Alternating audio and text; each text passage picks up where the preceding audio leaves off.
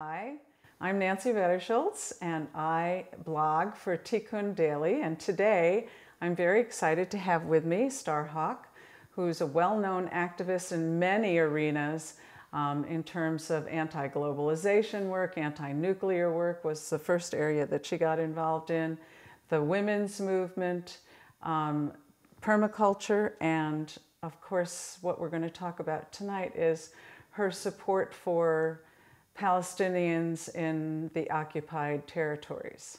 So welcome, Star. Hi, great to be here. Good to see you. So I know that you've been involved in doing support for people in Palestine for many years. And you just told me that you had tried to go back there recently.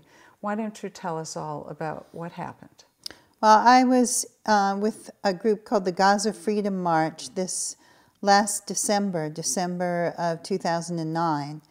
And the plan had been to bring people into Gaza to march together with Palestinians who are involved in resistance to the occupation for a number of different reasons. One is to draw the world's attention to the conditions in Gaza a year after the Israeli assault in 2000 and, well, the beginning, January of 2009.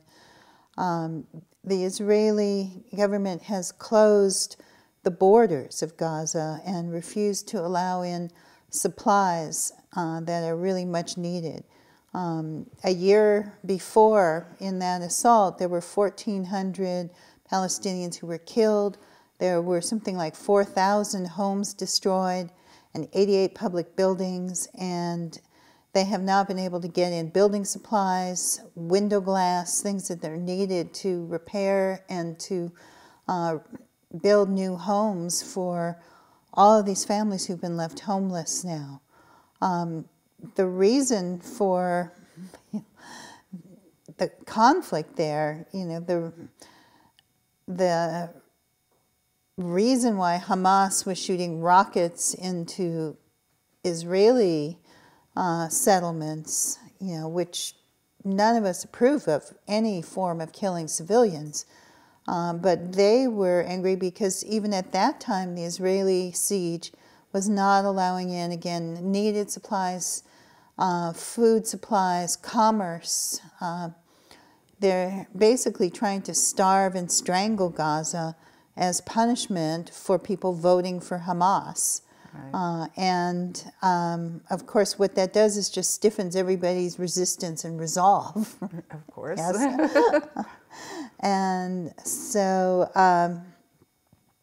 the situation there has just gotten worse and worse. And in fact, in the last couple of days, I have just read on the internet that the fuel supplies and the payment agreement that keep Gaza's power plant running have now run out, and people are on shortened electricity supplies. There only are a few more days left of fuel, and I don't know what's going to happen there. The humanitarian situation is pretty dire. People are hungry. People are out of work. People are basically being kept in an open-air prison because they're not allowed to leave, and supplies and things are not allowed to get in. Students who get visas and students get scholarships to universities can't get visas to leave and get out. It's really a mess, and it's not ultimately serving Israel's security. Ultimately, what it's doing is creating more and more hatred, more and more resentment, because it's collective punishment. It's punishing civilians, it's punishing everybody. I mean, how would you like it if we were being punished because our neighbors voted Republican? Right. Right? Lovely. Yeah, right. So we wanted to draw attention to the situation. We wanted to bring in humanitarian supplies. And we wanted to put the issue kind of back on the world stage. And what happened was we actually got to Egypt, we got to Cairo, and the Egyptian government would not allow us to go to Gaza. They would not allow people from the march even to go to El Arish, which is the town nearest Gaza. People did all kinds of things to get there. Some people managed to sneak out, get to El Arish, and then found that the Egyptian police basically put them under house arrest in their hotels and were watching them in their hotels.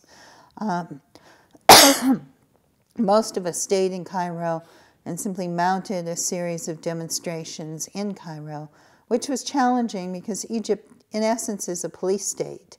So the Egyptians, they revoked our permits to meet, so we couldn't even hold a meeting together. So we went out and met in the middle of the public square. You know, we weren't allowed to do any demonstrations, but we did demonstrations anyway. And because we were internationals, we had a level of privilege that Egyptian activists can't access. But we were able to open up a bit of political space so some of the Egyptian groups could also come and join us at different times. We had a day where we actually blocked traffic in the main central square of Cairo and ended up occupying a corner of the square for pretty much most of the day.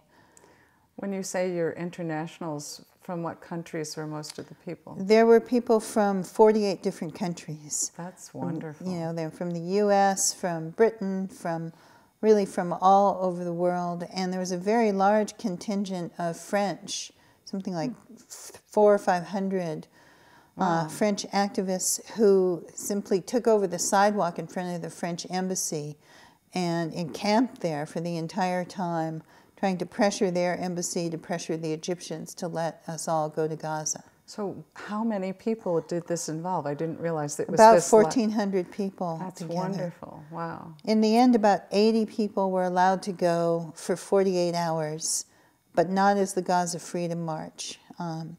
And some people chose to go, other people didn't feel that politically they wanted to go unless everybody could go.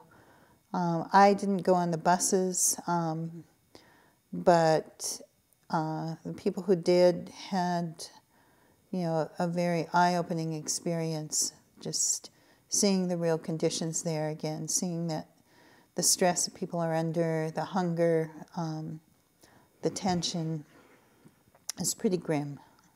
Now, I know that, I'm not sure it was in Gaza that you spent time sitting in houses to help support people who thought that their houses were about to be torn down. I was in the occupied territories 4 times between 2002 and 2004. And some of that time I was on the West Bank, in Nablus and Jenin and Ramallah and Beit Sahur.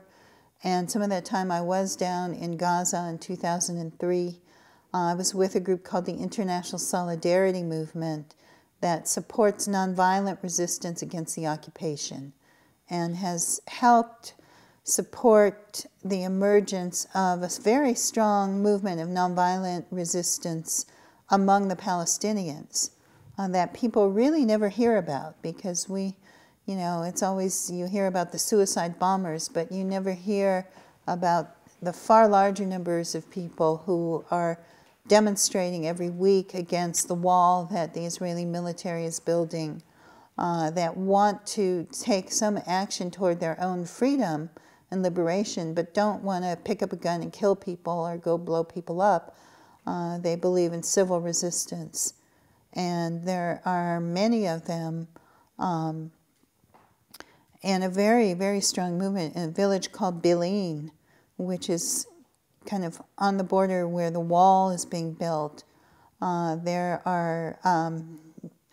a man named Abdullah Abu Rama who's now in prison by the Israelis, basically because he is a nonviolent activist. He's a teacher. He's a very strong proponent of nonviolence. You know, when people say, well, why don't the Palestinians, you know, adopt the tactics of Martin Luther King? Well, they do.